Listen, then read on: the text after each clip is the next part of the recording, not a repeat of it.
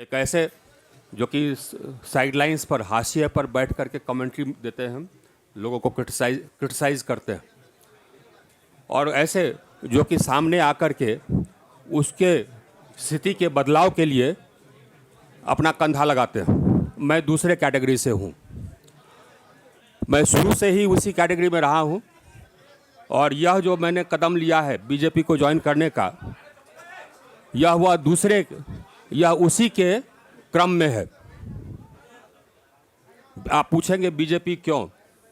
BJP ही एक ऐसी party है जो कि नेशनल इंटरेस्ट पर कभी कॉम्प्रोमाइज़ नहीं करती है। वो sovereignty and integrity of India पर कभी कॉम्प्रोमाइज़ नहीं करती है, पॉलिटिकल इंटरेस्ट के कारण भी नहीं।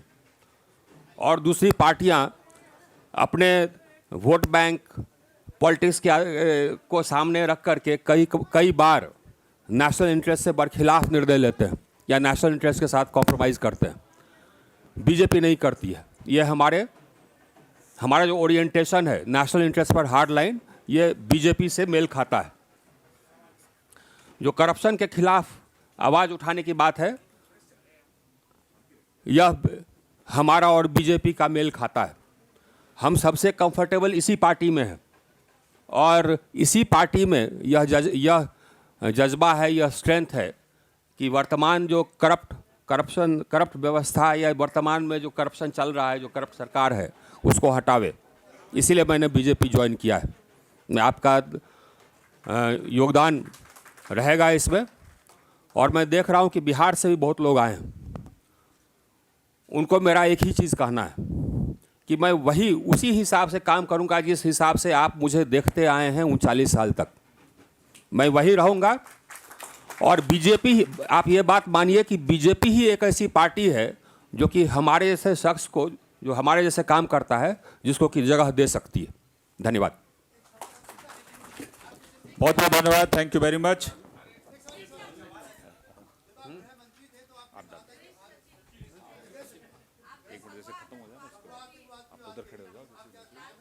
गलत बात। मैंने भगवा आतंकवाद की कभी बात नहीं की थी, वो शिंदे जी ने की थी। एक मिनट। और ना ही हमने हिंदू टेररिस्ट की बात की थी, वो भी शिंदे जी ने की थी। आप जाकर के रिकॉर्ड चेक करें।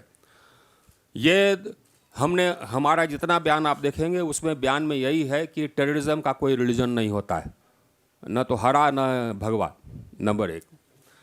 जहाँ तक कि आडवाणी जी की गिरफ्तारी का सवाल है, तो ये जो ड्यूटी था, मैंने कांग्रेस के नेताओं को भी गिरफ्तार किया है जबकि कांग्रेस सरकार रही है। जो ड्यूटी था वो ड्यूटी के समय में ड्यूटी हमने किया, और उसमें कई पार्टी के लोग विभिन्न अवसर पर, कुछ मंत्रीगण भी गिरफ्तार हुए। और आपको जानकारी नहीं होगी शायद, जो नए लोग हैं, कि उसके बाद आडवाणी जी गृह मंत्री बने तो उन्होंने ही एज गृह मंत्री हमारा सिलेक्शन किया है जॉइंट सेक्रेटरी, और हम यहाँ आकर के, जानते हुए कि मैं ही हूँ, यहाँ आकर के उनके साथ काम किए 5 साल। धन्यवाद। बहुत बहुत धन्यवाद। थैंक यू जी। हाँ, और जहाँ तक ये भारतीय जनता पार्टी और उसके सहयोगी संस्थाएं, राष्ट्रीय स्वयंसेवक संघ इत्यादि, जो मैंने कहा था कि नेशनलिज्म पर हार्ड लाइन, ये वही ऑर्गेनाइजेशंस हैं जो कि नेशनलिज्म पर हार्ड लाइन लेते हैं, और उससे हमारा मेल खाता है। जी, आप कुछ और कह रहे थे।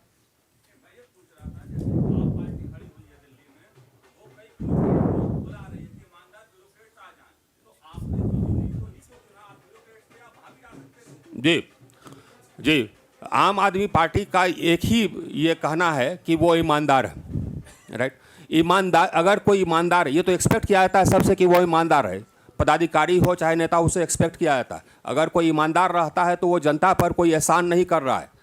ईमानदारी तो एक्सपेक्टेड है। हाँ, आपका फिलॉसफी क्या है, ये फिलॉसफी उन्होंने स्पष्ट नहीं किया है। नंबर एक।